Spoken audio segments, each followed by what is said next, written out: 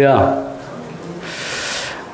며칠 새에 또 갑자기 날이 추워지고 또 비도 오고 이러는데 여러분 감기 조심하시기를 바랍니다. 우리 다시 한번 반가운 얼굴로 인사를 좀 나누겠습니다. 회색빛 얼굴 하지 마시고 밝은 얼굴로 다시 한번 반갑습니다. 예, 반갑습니다. 사랑합니다. 축복합니다. 주위가 저보러 아니래요. 안 축복한대요. 다시 한번 축복합니다. 예, 반갑습니다, 여러분. 오늘 말씀은 우리가 한 사람이라는 제목으로 함께 은혜를 나누고자 합니다. 우리 지난주에 같이 여러분들이 함께 이 자리에 와주셨고, 함께 해주셨고, 예배를 함께 드리시고, 또 가시면서 많은 기도도 또 말씀하시면서 같이 기도하겠노라고 해주셨습니다. 이제 우리가 2015년을 마감하는 이 해에 정말 이제는 우리가 일어나서 큰일 감당할 수 있는 힘이 있는 주의 백성들 되시기를 주의 이름으로 소망합니다. 해외에 나가서 살다 보면 자연스럽게 애국자가 된다고들 얘기합니다. 제 경험에는 2002년에 월드컵을 우리나라에서 개최할 때 저는 공교롭게도 한국에 있질 못했습니다. 그래서 필리핀에서 선교지 사역을 하고 있었는데 선교사님들이 이 얘기를 해요. 야, 김 목사, 우리 이번에 선교팀이랑 짝 일정을 다 끝낸 다음에 맨 마지막에 마닐라 저기를 가면 거기 한인들 모인데 응원을 한댄다. 그래서 거기 좀 가자. 네, 알겠습니다. 이러고 이제 거기를 가봤어요. 근데 한 선교사님이 이제 태권도 선교 뭐 이렇게 하시는 분이었던 것 같은데 가봤더니 대단합니다. 뭐 빔 프로젝터를 쏘고 사모님 이거 끄셔도 될 것 같아요. 빔 프로젝터를 쏘고 그 다음에 응원 도구들에 그 교회 청년들은 막 빨간 티를 입고 삑삑 불어가면서 막 모였습니다. 조그만 공간에 엄청난 분들이 모여 계세요. 뭐 한국 선교사님들도 만나고 교인들도 만나고 거기 와 계시는 주민들도 만났어요. 누가 시킨 거 아닌데요.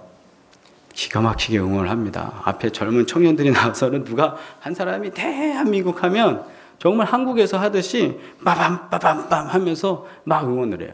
근데 신기한 건 응원하면서 우리가 예선에 계속 이겼지 않습니까? 막 이기니까 뭐 난리가 나는 거예요.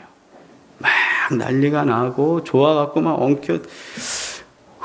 저는 그렇게 축구를 좋아하지도 않는데 저도 우리 교회 우리들의 공통점 땅바닥에 둥근 거 돌아다니는 거 별로 우리 안 좋아하잖아요.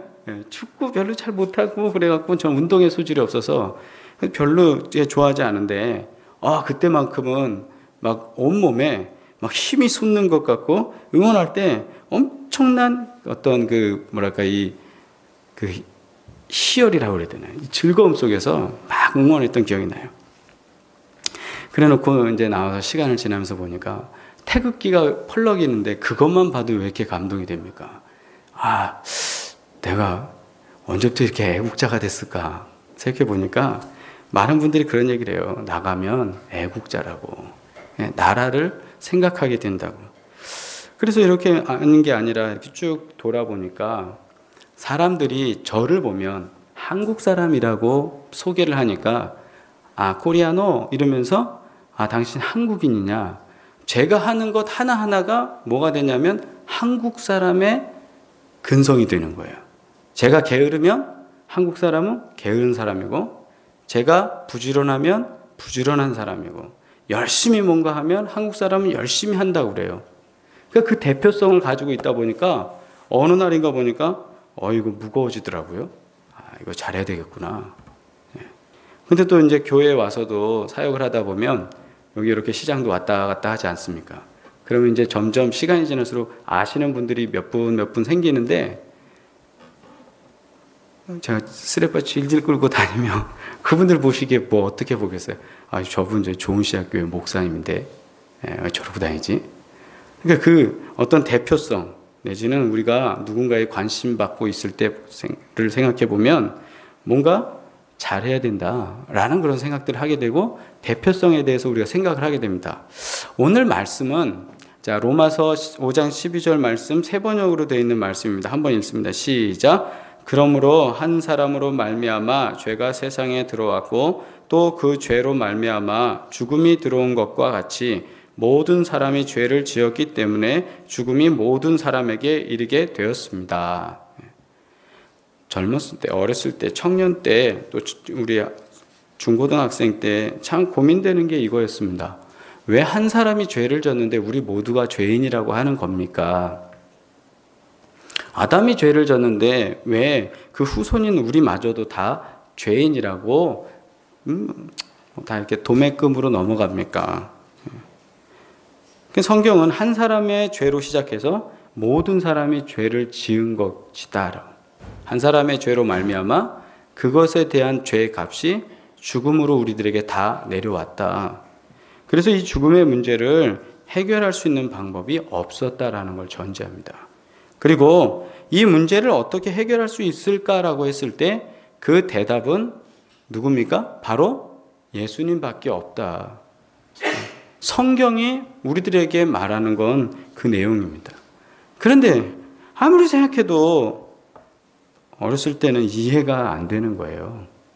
왜 아담이 뭐라고? 왜 누구라고? 아담이 죄 한 번 지은 게 왜 내 죄가 되느냐는 거죠.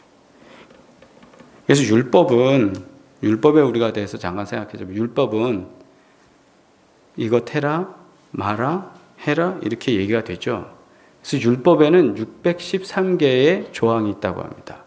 토라에만, 그러니까 율법 오경서에만 나오는 것이 이것을 처음 분류한 사람은 마이모니데스라는 사람인데요. 이 사람이 하라와 하지 말라로 구별을 하고 순서 나올 때마다 번호를 매겼습니다. 그리고 이 사람이 언제 이걸 했냐면 이제 중세 때 이거를 벌써 해놨는데 하라라는 형태로 된 계명은 248개입니다. 그리고 하지 말라라고 나오는 말이 끝나는 거는 다 365개입니다. 재밌죠? 근데 248개의 숫자는 그 사람들이 이제 해석해 놓기를 사람의 몸을 이루고 있는 모든 부분의 총합이라고 합니다. 뭐 뼈, 장기 뭐 다 해서 이게 248가지. 그 다음에 365개는 우리의 1년을 뜻하는 365일을 의미해서 이 율법을 가르치는 선생님들은 뭐라고 얘기하냐면 우리의 몸과 마음과 뜻을 다해 실천해야 한다. 그래서 우리의 몸이라는 건 248개의 하라는 것으로 우리의 몸을 365일, 1년 내내 하나님 말씀에서 하지 말라는 걸 통해서 우리 몸을 하나님께 드리는 것으로 다 실천해야 된다. 그래서 첫 번째 나오는 율법이 생육하고 번성하라. 두 번째가 너희 가운데 남자는 모두 할례를 받아야 한다. 한도뼈 큰 힘줄을 먹어서는 안 된다. 한다와 안 된다. 이렇게 해서 613개가 있습니다. 여러분 이 613개를 다 지키실 자신 있으세요? 기록은 했고 정리는 했고 그대로 받아들이고 그 다음에 절기는 이렇게 지켜라. 그 다음에 안식일에는 이렇게 해라. 그 다음에 어려운 사람은 이렇게 해라. 고아와 과부에는 이렇게 해라. 하지 마라. 하지 마라. 해라. 이렇게 되는 수많은 것들을 다 감당할 수가 없습니다. 자, 한번 우리 생각해 볼까요? 지난 한 주간 동안 우리가 했던 거. 제일 무서운 게 그거죠. 다시 나의 인생의 일주일을 리코더로 다시 돌려갖고 다시 재분석해서 본다면 심히 부끄러울 따름입니다. 볼 수 없을 정도로 부끄러울 따름입니다. 물론 잘하는 부분도 있지만 잘못해서 걸리는 부분들은 다 죄라는 거예요. 여러분 오늘 집에서 여기 교회까지 오면서 신호등을 다 지켰습니다. 그거에 대해서 누가 박수하진 않습니다. 그러나 신호등을 잘 못 지켰습니다. 그것에 대해서는 비난합니다. 신호등 잘 지켰다고 상장을 주진 않지만 신호등 못 지켰다고 딱지는 줍니다. 이게 법이라는 거예요. 이게 법이에요. 그래서 율법이 들어온 것은 범죄를 더하게 하려 함이다라는 표현이 바로 이 말씀이에요. 율법이 들어오면 편리해져야 되는데 율법이 들어왔는데 죄의 목록만 더 많아지더라는 거죠. 율법이 있어야 되는데 율법이라는 것이 있으면 있을수록 더 사람은 거기에 조여가고 그리고 죄인밖에 안 되더라는 거예요. 13절 말씀에 죄가 율법 있기 전에는 세상에 있었으나 율법이 없을 때는 죄를 죄로 여기지 아니하였느니라. 이 말씀 뭐냐 하면 죄라는 것이 얘기되지 않을 때는 죄를 짓고 있어도 죄가 아닙니다. 예를 들어서 법으로 만들어질 때 예배 시간에 눈 감으면 죄입니다 라고 하면 그때부터 죄가 된다는 거예요. 그 전에 눈 감은 건 죄가 아니라는 거죠. 그러니까 죄에 대해서 얘기하지 않을 때 그때 율법이 없을 때는 세상에 죄가 없었느냐? 그때도 죄는 있었어요. 그러나 죄라고 여기지 않았습니다. 그러나 율법이라는 것이 생겨진 이후에는 죄가 되니까 모든 죄가 다 우리한테 걸리는 거예요. 최근에 우리 사회에 좀 문제가 되는 게 있습니다. 누가 잘못했냐, 잘했냐의 문제가 아니라 서로 간의 얘기를 들어보면 서로 간에 다 합당한 이유가 있습니다. 그런데 나타나는 현상 때문에 이게 보복이다, 난폭이다 하면서 문제를 일으킵니다.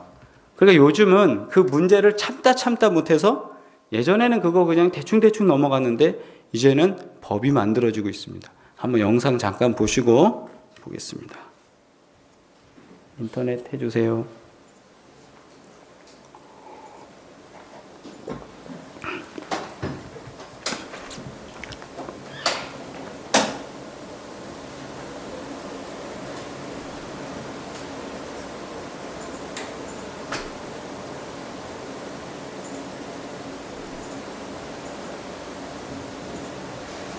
참 궁금하게 만드네요. 네, 플레이. 네. 법원이 최근 보복운전 사건에 대해 처음으로 살인미수 혐의를 인정하면서 보복운전에 대한 법적 판단이 점점 엄격해지고 있습니다. 사고 위험이 높은 난폭운전에 대한 처벌도 엄해지는 분위기입니다. 전기영 기자가 보도합니다. 도로 위 시비 끝에 SUV 차량 운전자가 차를 세우고 내립니다. 지켜보던 상대 운전자는 SUV 운전자를 향해 전속력으로 돌진했고 차와 충돌한 상대방은 몇 미터를 튕겨져 나갔습니다. 이 사건에 대해 경찰은 가해자에게 상해 혐의를 적용해 송치했지만 검찰과 법원의 판단은 달랐습니다. 재판부는 피해자를 살해하려다 미수에 그친 사안이라며 보복운전 사건에 대해 처음으로 살인미수 혐의를 인정해 징역 3년에 집행유예 5년을 선고했습니다. 보복운전을 하는 이유는 절반에 가까운 48%가 차선 변경 때문이었고 보복운전의 유형은 추월을 해 급제동하는 수법이 54%로 가장 많았습니다. 이 같은 보복운전이 사회적 문제로 떠오르면서 법원도 도로교통법이 아닌 형법상 폭력 혐의를 적용해 징역형을 선고하는 분위기입니다. 난폭운전에 대한 처벌 수위도 높아지는 분위기입니다. 신호 위반, 중앙선 침범, 급정거 등 둘 이상의 난폭운전을 연달아 하거나 한 가지 행위를 반복할 경우 난폭운전으로 인정됩니다. 네, 여기까지. 최근 들어 난폭운전 단속 건수는 매년 8만 건 이상으로 서로 간의 입장을 보면 이유가 있어요. 차선 변경한 분 같은 경우는 미숙해서 또는 내가 사이드 미러에 그 차가 보이지 않아서 그렇게 전문적으로 얘기하면 사각에 있어서 그렇게 왔단 말이죠. 근데 뒤에 사람 입장에서는 깜짝 놀랐다 이거예요. 어디 괘씸하게 나한테 껴들어? 그냥 막 밟았고 그 앞으로 가서 또 이제 팍 섭니다. 그럼 이 사람은 저 차가 왜 그러지? 왜 나를 이렇게 하는 거야? 또 자기도 열이 받아서 확 가갖고 씁니다. 이게 반복되는 거예요. 그러다가 순간 그냥 조용히 저렇게 몇 번 하다가 겁만 주고 가면 문제 안 되겠지만 최근에는 그러다가 사고가 너무 비일비재하게 많아지니까 이제는 난폭 운전을 하면 살인 미수와 같은 저렇게 사람을 또 쳤잖아요. 살인 미수에 해당하는 중범죄로 다스리겠다. 예전에는 저것에 대해서는 누군가 잘못했으니까 그것에 대해서 이렇게 그냥 사회적으로 넘어가던 하나의 그냥 운전하는 데 나타나는 한국 사람들의 다혈질적인 습관 이렇게 봤다면 이제는 저건 범죄가 된 거예요. 예전에도 그런 난폭 운전은 있었습니다. 그때는 죄라고까지는 안 했어요. 근데 지금은 그것이 너무 많아지고 위험해지니까 아예 죄라고 규정하고 있습니다. 이것이 율법이 없을 때는 죄가 아니었는데 율법이 생기면서 죄가 되는 거예요. 어찌됐든지 간에 저 두 사람, 쌍방간의 모든 사람은 이유가 타당할 겁니다. 자기 입장에서. 자기 입장에서라는 거예요. 어제도 제가 전화 한 통화를 이제 하게 됐습니다. 이유인 즉슨, 우리 그 빌라에 거주구에게 비해서, 거주자들에 비해서 차량은 어느 집이나 이제 주차하는 게 쉽지 않으니까요. 그러니까 그 분이 연락한 건 차를 왜 이렇게 되느냐라는 거고, 그 우리도 입장은 이래저래 해서 우리는 자주 나가고 새벽에 나가니까 우리는 맨 뒤에 댑니다. 그래서 차가 막혀 있으면 우린 뒤로 빼고 이렇게 해서 맨 뒤에 댔다가 새벽에 나갑니다. 이거죠. 서로 간의 얘기를 들어보면 다 맞아요. 자기네도 이렇게 해서 된다는 거예요. 우리도 이렇게 해서 되는 거예요. 근데 그 시각을 같이 얘기를 못 해보면 이해가 안 되는 거죠. 그런 게 우리 주변엔 너무 많은데, 율법이라는 것이 사람들이 내 맘대로만 생각하고 내 맘대로만 행동하면 차선 맨날 바꾸고 내 가고 싶은 신호에 무조건 가버리고, 그렇게 되면 어떻게 됩니까? 사고 나는 거예요. 다치는 거예요. 싸움이 나는 거예요. 언쟁이 오르는 거예요. 그래서 그때마다 법을 만들어서 죄다 하는 거예요. 하나님 앞에서도 우리가 율법이라는 것이 하나님께 예배할 수 있는 가장 좋은 방법이에요. 그죠? 정결하게 살라는데 그것에 대해서 문제가 되는 게 뭐 있습니까? 사람들이 그렇게 정결하게 안 사는 거예요. 그러니까 그것이 또 우리에게 오는 하나의 죄가 되고, 그 죄가 쌓이고 쌓여서 우리를 결국 죽게 만드는, 죽음에 이르게 되는 문제였던 거예요.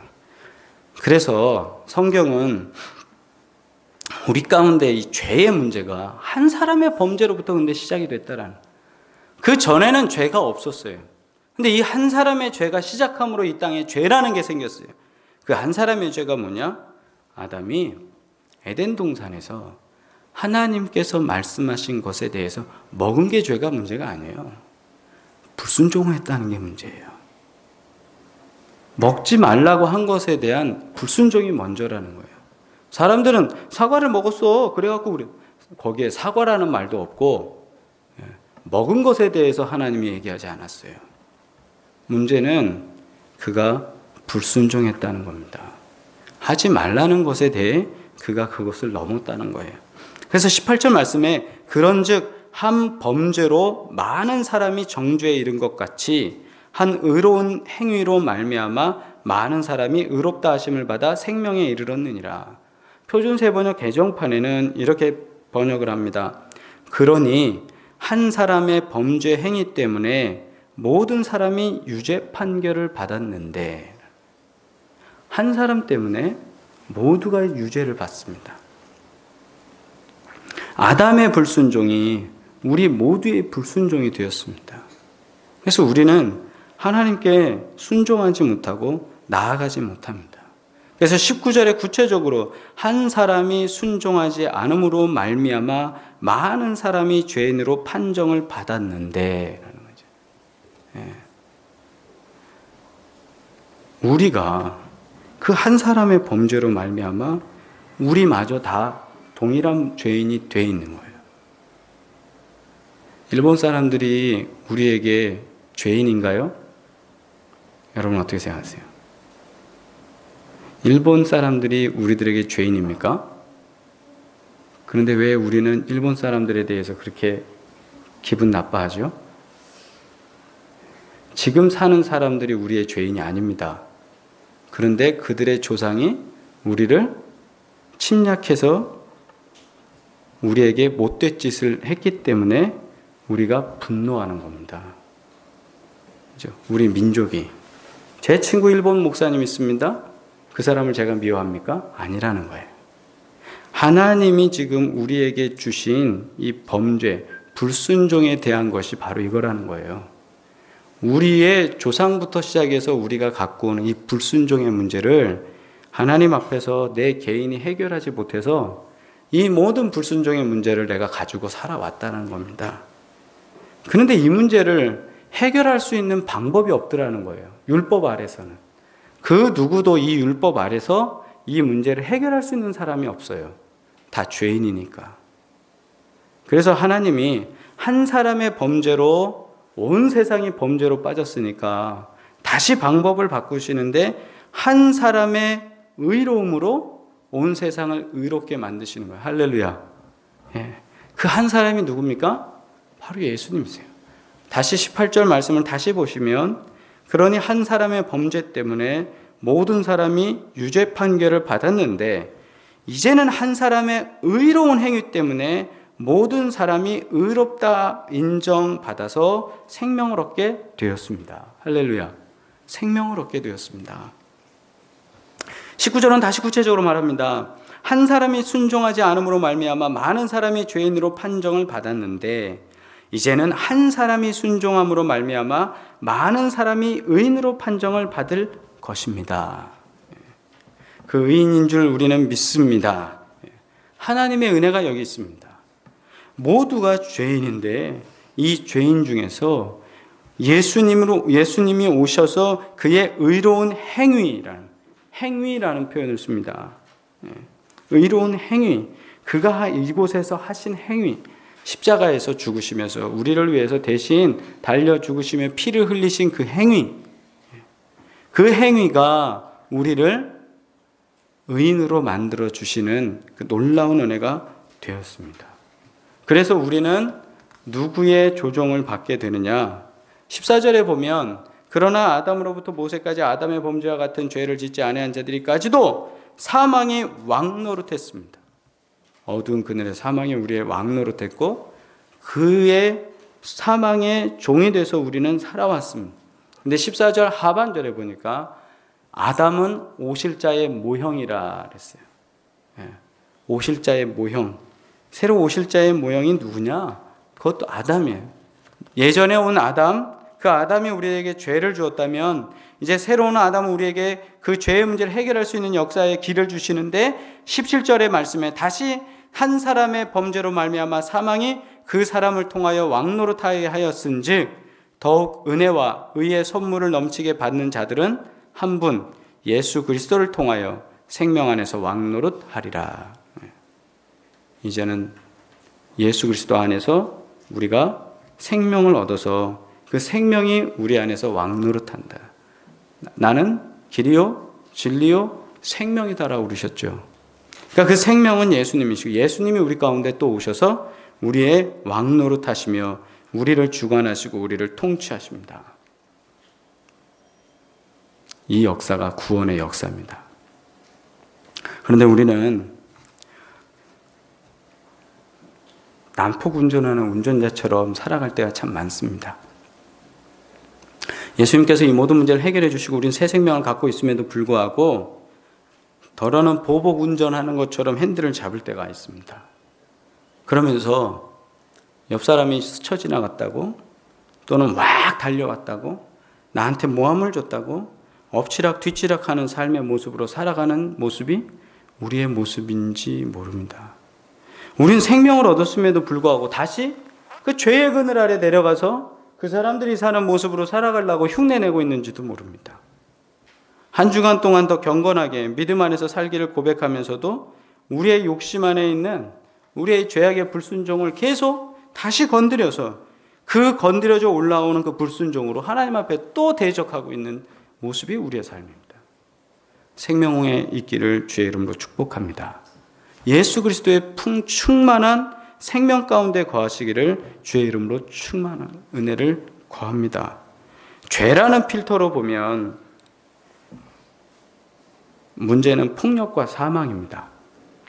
우리가 요즘 많은 분들이 이제 스마트폰으로 사진을 찍어요. 그러면 그냥 일반 카메라로만 찍으면 있는 그대로가 나옵니다. 그런데 요즘 젊은 친구들은 그런 사진 안 찍습니다. 뽀샤시하게 나오게 포샵 프로그램이 다 들어간 카메라로 찍습니다. 똑같은 렌즈가 작동합니다. 그러나 프로그램이 이미 계산을 해줍니다.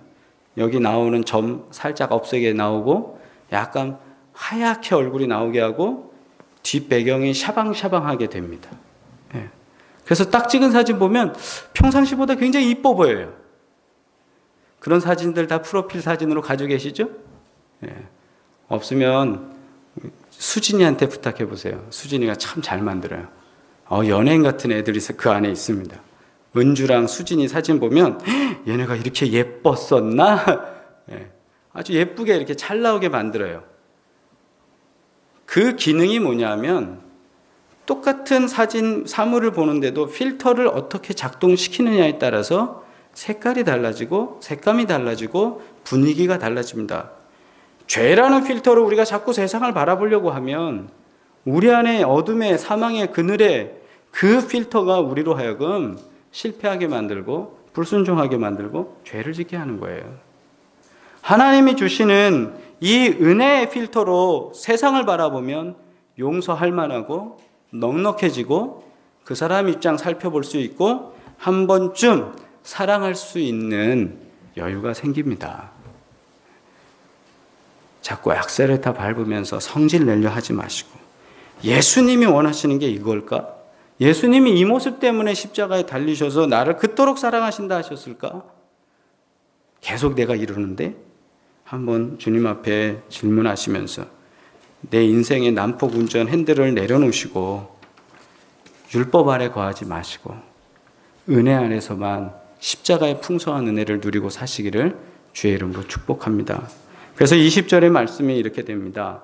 율법이 들어온 것은 범죄를 더하게 하려 합니다. 율법은 계속 죄만 더 늘어나는 리스트만 만들었습니다.